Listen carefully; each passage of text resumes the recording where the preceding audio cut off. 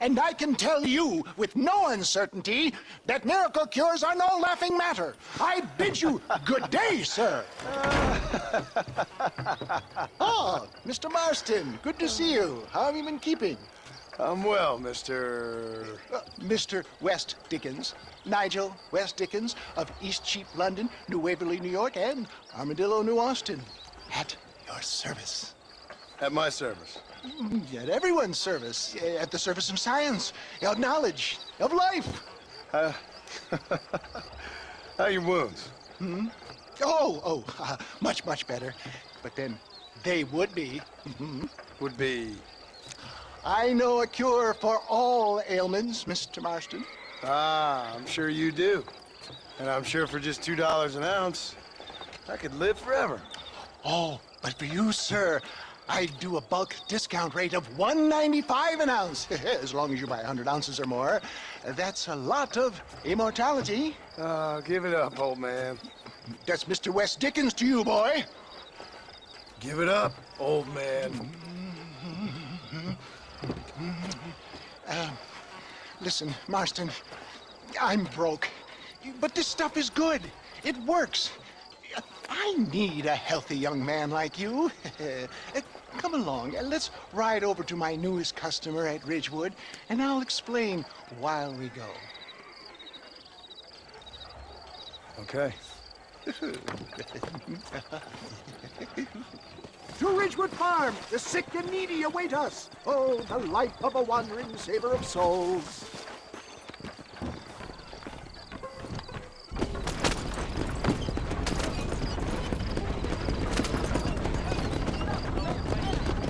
I heard about you, Mr. West Dickens. And I about you, John Marston. Hoodwinking the weak, gullible out of their hard-earned money. My dear boy, it is you who is gullible, if I may be so bold. Stay on the road! You're going to destroy the merchandise for heeding such ill-informed You're as scuttlebutt. full of wind as a horse with the colic. I have been blessed with the gift of language, and for that I will not apologize. But the West Dickens elixirs speak for themselves. My thousands of happy customers attest to that. Those men trying to kill you didn't look so happy. Skepticism is the bastard child of progress, John. If my tonic is such a sham, how do you explain the fine battle in which you find me? Last time you saw me, I was knocking at death's door. You should thank the doctor for that. I reckon you were acting it up worse than it was. Act I can, John. A more convincing Othello there has never been. And so shall you, a fair Iago or Cassio make. I don't like the sound of it. Showmanship, John. The flourish, the bow. We are operating in a competitive marketplace. Our product must stand out. And how does this involve me? We're going to use your God-given talents to our advantage. I'm really starting to I'll regret drop this. you off at the outskirts of Ridgewood. That way, it won't look like we came together. Once I'm set up, saunter nonchalantly into the crowd that is sure to be forming. Eventually, I will call you up to try my tonic. After extolling the virtues, I will have you perform a few feats of wonder to amaze and impress the paying public. Such as? Oh, nothing out of the ordinary for a man in your line of work, I assure you. You hop out here, John. Follow me in on foot.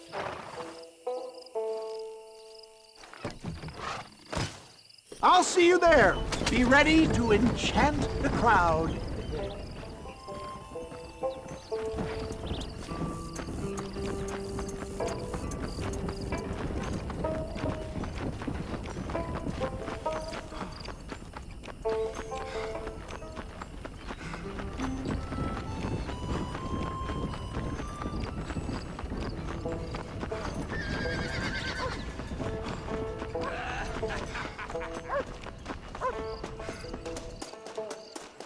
Gangrene, hemorrhoids, ingrowing nails, cancer, say farewell to them all! Friends, hard-working souls of Cholla Springs, gather round, gather round. Do you suffer from rheumatism, lumbago, acute chronic sciatic, neurologic, or inflammatory pain? Well, I represent the only company that makes the genuine article that cures headaches, neuralgia, earache, toothaches, backache, swelling, sprains, sore chests, swelling of the throats, contracted cords and muscles, anxieties and ravaged nerves, stiff joints, wrenches, dislocations, cuts and bruises, and it adds vitality and vigor to the healthy man. But can you prove it, old man? Oh, I'm sure there's some customer here who could prove the qualities of it by taking a drink right now. You, sir, come up here. Step right up. That's the spirit. Ladies and gentlemen, pay close attention. This poor, wretched volunteer, entirely unknown to me, will demonstrate the effects of Dr. West Dickens' own patent tonic. Be you a cowpoke or athlete, this miraculous elixir developed with the wisdom of the East keeps the muscles supple and relaxes the cords. It loosens the joints and gives a feeling of youth and vigor to the whole system. Not possible, I hear you say. Well, doubt no longer. Faith can move mountains, but I ask not for faith. I am a man of science, and today science will be vindicated. Your eyesight is greatly improved. Is that not so, friend? If you say so. That's right, it is. You heard him. What a good sport you are, sir. Now, gaze over yonder at that porch. If you squint, you may just be able to make out the skull that's hanging there. Go ahead, friend. Shoot that skull and demonstrate the miraculous eyesight you now possess.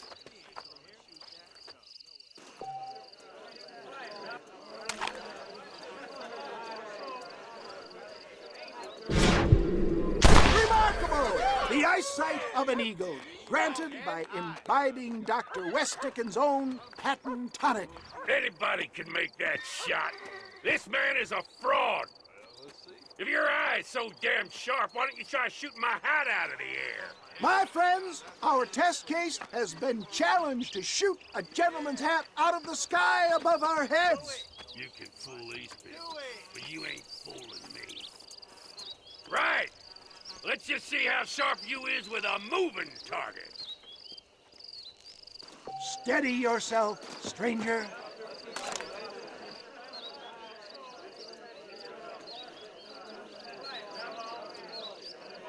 See?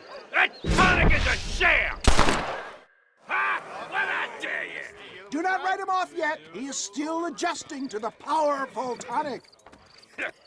Well, you want to try that again, sharpshooter? Come on, then. Get ready. He's about to throw it.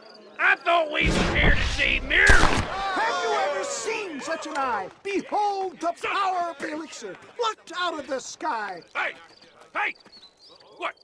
You think you can put a hole in a man's hat and just walk away, do you? Well, it don't work like that around here, mister. Come on! Are you a man or not? A challenge of battle has been offered to our volunteer. Prepare for a display of Herculean force. Normally, I don't fight animals. Can you believe your eyes? After I win, You're going down. you like a girl. There it is, skeptics and dissenters, irrefutable proof. Do not let this opportunity pass you by. Look, he's over there. Go get him. This ends now. Watch out, he's got a gun. Who the hell do you think you are? You ain't leaving here alive.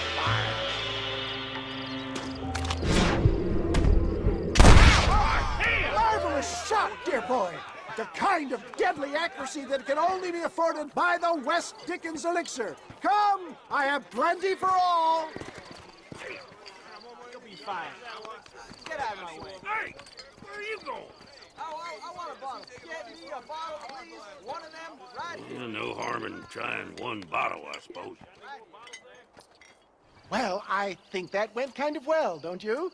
I'm just glad that my normal job involves either chasing after cattle or murderers. Not the likes of you, mister. Don't be like that. Now, if you'll excuse me, I'd like to say my goodbyes, head on back to the real world. Wait, sir. I've been thinking about your predicament, and I think I may have an idea. I've been thinking I could be your cunning Odysseus. Beware of the Greeks burying gifts, sir. Williamson had better beware. We will make them into Trojans. I don't rightly get you. I want you to go and see my old friend Seth. He can come across as a little curious, but I'm sure you two will get on. He's most often found at Coots Chapel. He's very devout. Why see him? Because between him and me, we can get those gates to open for you, and you can walk right in, just like in Homer's great Trojan yarn!